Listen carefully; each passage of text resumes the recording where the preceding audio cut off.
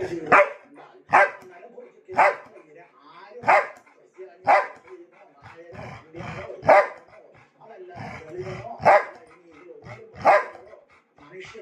ആണോ പെണ്ണോ കുട്ടിയോ ആരുമാകാം. എന്റെ അയൽക്കാരനാണ് ഇന്ന് പോയത്, അതുകൊണ്ട് ബുദ്ധിമുട്ടില്ല എന്ന് നമ്മൾ ആരും ഇത്തരം കാര്യങ്ങളിൽ നമ്മൾ ജനാധിപത്യമായി കാര്യങ്ങൾ കൈകാര്യം ചെയ്യണം. രാഷ്ട്രീയമായ അധികാരം എന്നുള്ളത് ഏകാധിപത്യത്തിലേക്കും സ്വേച്ഛാധിപത്യത്തിലേക്കും പോകാനുള്ളതല്ല. ഞങ്ങൾക്ക് അധികാരമുണ്ട്, അതുകൊണ്ട് ഏത് നിയമനിർമ്മാണവും നടത്തുന്നത് നമ്മൾ അത്തരം കാര്യത്തിൽ ചെയ്യേണ്ടത്. അതിനുള്ള മാതൃക, ഭരണീയമായ മാതൃക ഇന്ത്യയുടെ പാർലമെന്ററി ജനാധിപത്യ വ്യവസ്ഥയിലുള്ള ACDC എന്ന് പറഞ്ഞിട്ടുണ്ട് എന്നുള്ളതല്ല. ഞാൻ CPIMന്റേതായിട്ടുള്ള അഭിപ്രായം മാത്രമാണ് എന്നുള്ളത്.